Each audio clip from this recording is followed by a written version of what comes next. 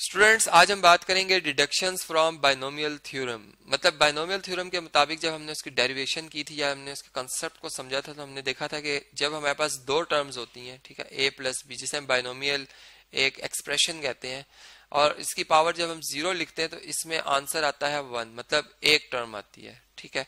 जब हम इसकी पावर लिखते हैं वन, ए प्लस बी की पावर वन, तो इसमें टर्म कितनी आती है, ए और बी, दो टर्म आती है, ठीक है। इसी तरह स्क्वायर के हवाले से अगर हम देखें तो हमारे पास टर्म्स कितनी आती हैं, तीन आती हैं, मतलब a square plus two a b और प्लस बी स्क्वायर। तो हमने देखा कि इन जनरल हम ये बात कर सकते हैं कि अगर ए प्लस बी की पावर एन ली जाए तो इसमें जो टर्म्स की तादाद होगी वो एन प्लस वन होगी, ठीक है। मतलब इसमें फर्स्ट टर्म क्या होगी जी, इसमें बाइनोमियल कोफिशिएंट आएगा एन सी जीरो, जो कि वन के इक्वल होता है, ठीक है, ए पावर एन। फिर बल्कि साथ में बी पावर जीरो भी आएगी। मतलब इस तरह से कि अगर आप इन दोनों की पावर कंबाइन करें ए और बी की, तो ये टू बनती है। मतलब सॉरी, यहाँ पर अगर हम देखें, चूंकि मैंने एन पावर ली है तो एन बनेगी, और इस फार्मूला में चूंकि स्क्वायर था, ए प्लस बी की पावर टू थी, इसमें टू बनेगी। इसी तरह अगर सेकंड टर्म को देखें तो ए की पावर वन और बी की पावर भी वन, ये कंबाइन करें, ये वन प्लस वन क्या बनेगा जी, टू बनेगी। मतलब जो आपके इस बाइनोमियल एक्सप्रेशन की पावर है या इंडेक्स है, इसमें जो इसका जब एक्सपेंशन की जाती है तो उसमें जो ए और बी जो इसमें नंबर्स हैं, इनकी जो टोटल पावर बनेगी वो इस नंबर के इक्वल ही बनेगी, ठीक है। इसी तरह अगर सेकंड टर्म को अगर आप देखें तो हमारे पास क्या बनेगी जी, एन सी वन आएगा, इसमें ए पावर कितनी हो जाएगी, एन माइनस वन, मतलब एक पावर ए की कम होती जाएगी, बी की ए पावर एक पावर बढ़ती जाएगी। इसी तरह एन सी टू अगर देखें आप तो यहाँ पर ए की पावर अब मजीद एक कम हो जाएगी, एन माइनस वन में से एक और एक कम कर दो और बी की पावर एक और बढ़ा दो, टू हो जाएगी। प्लस इसी तरह सो ऑन अगर हम चलते रहें तो लास्ट में एन सी एन आएगा, ठीक है। ए की पावर कितनी आएगी, एन माइनस एन, मतलब जीरो आ जाएगी, एन माइनस एन जीरो हो जाएगी, और बी की पावर जो है वो हमारे पास कितनी आ जाएगी, बी की पावर आ जाएगी एन। मतलब हमने एक बात और नोट की कि ए की पावर जो पहली टर्म है वो घटती है, एक एक नंबर घटती चली जाएगी जब हम एक्सपेंशन करेंगे, मतलब हम लेफ्ट से राइट की तरफ मूव करेंगे, और जबकि बी की पावर जो है वो एक एक बढ़ती चली जाएगी जब हम लेफ्ट से राइट की तरफ एक्सपेंशन की टर्म्स को लिखेंगे। देखें सर, फर्स्ट टर्म में बी की पावर जीरो है, फिर वन है, फिर टू है, और फिर लास्ट में बिल्कुल मैक्सिमम एन हो जाएगी, और इनका सम देखा जाए तो वह एन के इक्वल, जो कि मैं ऑलरेडी आपको बता चुका हूँ कि N minus two plus two करेंगे एन बन जाएगा।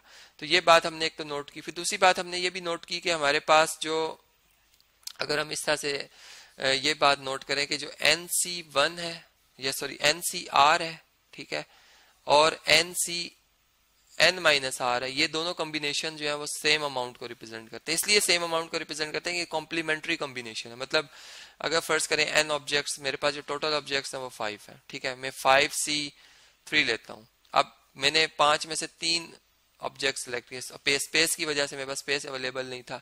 नेक्स्ट अगर मैं 5C5-3, मतलब जो कि 2 बनता है, अगर इसका भी मैं कॉम्बिनेशन लूंगा तो ये सेम आंसर आएगा मेरे पास। अब देख सकते हैं आप क्यों, किस तरह से आ सकता है।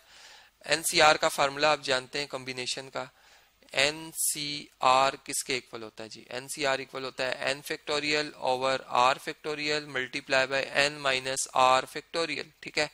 इस फार्मूला के मुताबिक अगर आप देखें तो यहाँ पे आएगा 5 फैक्टोरियल ओवर 3 फैक्टोरियल, और 5 माइनस 3 कितना बनता है जी, 2 फैक्टोरियल। जबकि राइट साइड पे अगर आप देखें तो यहाँ पे आएगा 5 फैक्टोरियल, फिर 2 का फैक्टोरियल, और फिर 5 में से 2 माइनस कर दें, जो कि कितना बनता है 3 फैक्टोरियल। तो ये आप देख सकते हैं दोनों साइड्स बराबर है। इसका मतलब ये जो मैंने अभी बात की है कॉम्बिनेशन की, कॉम्प्लीमेंट्री कॉम्बिनेशन जो कि आपस में इक्वल होती है। फिर इसी तरह से हमने एक और बात नोट की है कि जैसे मैंने कहा कि टर्म की तादाद एक हमेशा ज्यादा होती है। मतलब अगर मैं a प्लस बी की पावर 2 ले रहा हूँ तो इसमें 3 टर्म्स है, ठीक है। इसी तरह अगर मैंने इसकी कोई आर्थ टर्म लेनी है या r प्लस वंथ टर्म लेनी है, ठीक है, ये मेरे पास एक्सपेंशन है, और इसमें से मैंने r प्लस वंथ टर्म लेनी है, तो वो किसके इक्वल होगी। देखें इस बाइनोमियल एक्सपेंशन की जो जनरल फॉर्म बन रही है, एक जनरल जो फार्मूला बन रहा है इसको फॉर्मेशन में बनाने के लिए, t फॉर टर्म, अगर मैं आर्थ टर्म ले रहा हूँ, देखें अगर मैं फर्स्ट टर्म ले रहा हूँ, मैं यहाँ से आपको बताता हूँ, अगर मैं फर्स्ट टर्म ले रहा हूँ तो इसमें मैं क्या लिखूंगा, एन सी जीरो, ए पावर एन और बी पावर जीरो। जब मैं सेकंड टर्म लूंगा तो मेरे पास क्या आएगा, एन सी वन, ए पावर एन माइनस वन, और बी पावर क्या आएगा, वन आ जाएगा, ठीक है। इसी तरह अगर मैं सेकंड टर्म ले रहा हूँ, सॉरी थर्ड टर्म ले रहा हूं तो मेरे पास क्या आएगा NC2 आएगा, ठीक है। और यहाँ पर क्या आएगा n-2 आ जाएगा और b पावर क्या आ जाएगी 2 आ जाएगी, ठीक है। इसी तरह जब मैं अगर मैं आर्थ टर्म लेना चाह रहा हूँ या r+1th टर्म लेना चाह रहा हूँ, ठीक है। देखें अगर ये 3 है तो यहाँ पर कॉम्बिनेशन में उससे एक लेस आ रहा है, ठीक है। अगर ये 2 था तो यहाँ पर कॉम्बिनेशन में 1 आ रहा था, अगर ये 1 है तो यहाँ पर 0 आ रहा था। इसका मतलब कि अगर ये r+1th टर्म है तो यहाँ पे हम लिखेंगे NCR, मतलब r+1 में से एक कम कर लो तो r आ जाता है, NCR आएगा। a पावर कितनी आएगी n माइनस दिस नंबर 2 जो कि यहाँ पर r है, तो यहाँ पर क्या आएगा n-r आ जाएगा और b पावर क्या आ जाएगी r आ जाएगी। तो इस तरह से एक जनरल टर्म फार्मूला हमारे पास आ जाता है जिससे कि हम अगर हमने 5th टर्म निकालनी है, 6th टर्म निकालनी है किसी भी बायनोमियल एक्सपेंशन की, ठीक है, तो उसमें हम क्या करेंगे सिंपल, अगर हमने 5th टर्म फाइंड करनी है फर्ज करें तो मैं क्या करूंगा r को 4 पुट करूंगा, ठीक है। n जो भी है, अब n फर्ज करें हमारे पास 11 है फर्ज करें, या ये हमारे पास 6 है या 7 है, 7 कर लेते हैं इसे। a हमारे पास फर्ज करें वो है 2x और b हमारे पास जो है वो फर्ज कर लेते हैं कि वो 5y है। तो हमारे पास जो एक जनरल इसके एक बनेगा, अगर हम इसको एक्सपेंशन को देखें, एक्सप्रेशन को अगर देखें तो a+b पावर n होता है, ठीक है। ये हमारे पास जो एक्सप्रेशन बन रहा है बायनोमियल एक्सप्रेशन, ये बन रहा है 2x + 5y और इसकी पावर ली जा रही है 7 और हमसे पूछा जा रहा है इसकी 5th टर्म क्या होगी। तो t5 जो होगा वो इक्वल होगा 7c, मतलब इसी फार्मूला को यूज करेंगे, n7 है 4r 4 आएगा यहाँ पर, ठीक है। 7c4 और a जो है 2x है, इसकी पावर कितनी आएगी n-r, मतलब 7 में से 4 माइनस कर लें 3 और 5y इसकी पावर कितनी आएगी r कितना है हमारे पास 4, ठीक है। तो ये हमारे पास इस तरह से आ जाएगा रिजल्ट। और अगर हम इसको अब एक्सपेंड करेंगे तो फिर जो भी आंसर बनता है वो आप इसे कैलकुलेट कर लीजिएगा, आपका होमवर्क है, ठीक है।